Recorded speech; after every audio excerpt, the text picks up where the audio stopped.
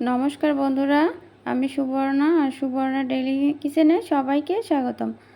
আজ থাকছে একটা নিরামিষ চাল কুমড়ার রেসিপি। তো এই রেসিপিটির জন্য কি কি উপকরণ লাগছে আমি আপনাদের একটু দেখিয়ে দিই। চাল কুমড়ার এরকম নিরামিষ রেসিপি বানানোর জন্য আমি চাল কুমড়া এরকম করে কেটে নিয়েছি, খুব পাতলা করে কেটে নিয়েছি। তো দেখেই বুঝতে পারছেন। আর এখানে আছে শুকনো মরিচ, সরিষা বাটা, আদা আর কাঁচামরিচ একসাথে বেটে নিয়েছি, তেজপাতা, আর এখানে আছে এক টুকরা দারচিনি আর 2টা এলাচ। তো চলুন বন্ধুরা রেসিপিটি শুরু করা যাক। প্রথমে আমি কুমড়াতে লবণ আর হলুদ মাখিয়ে নিব। ভালো করে মাখিয়ে নিব।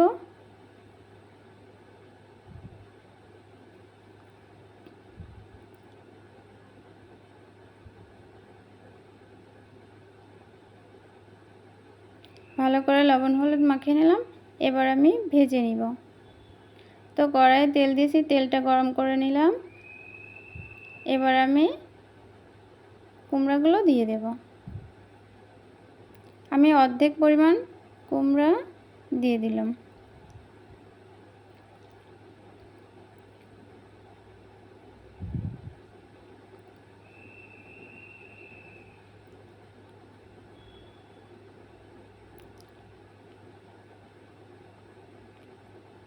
দুই পাশে ভালো করে ভেজে নিব।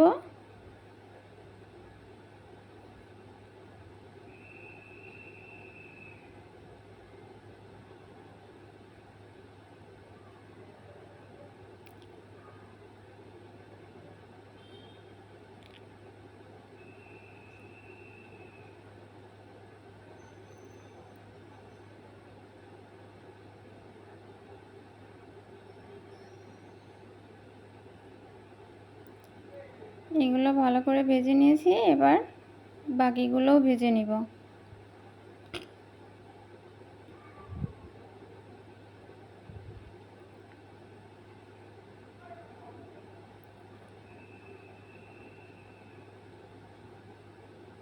ফোড়নে দিয়ে দেব জিরা, শুকনো মরিচ, এলাচ আর দারচিনি, তেজপাতা।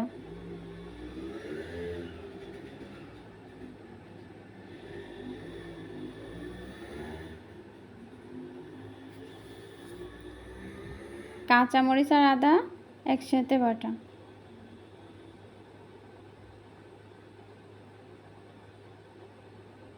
হলুদ,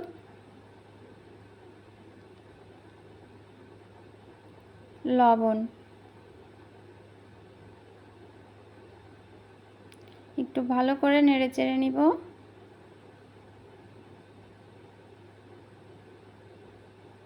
এবার আমি ভেজে রাখা কুমড়াগুলো দিয়ে দেব। মশলার সাথে কুমড়া একটু ভালো করে নেড়ে চেড়ে মিশিয়ে নেব।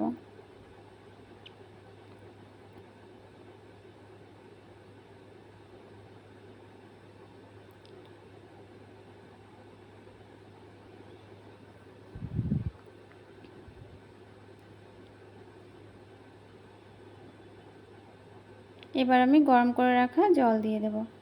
আপনারা যারা সব সময় বাসায় নিরামিষ খান বা অনুষ্ঠানে যে নিরামিষ খান, তারা এই রেসিপিটা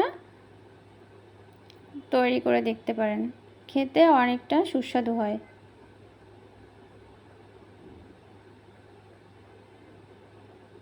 এবার দিয়ে দেব স্বাদ মতো চিনি,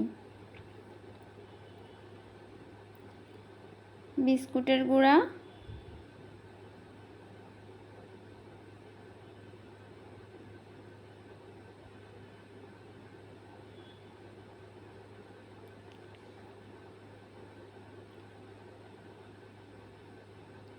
আর দেব 1 চা চামচ সরিষা বাটা।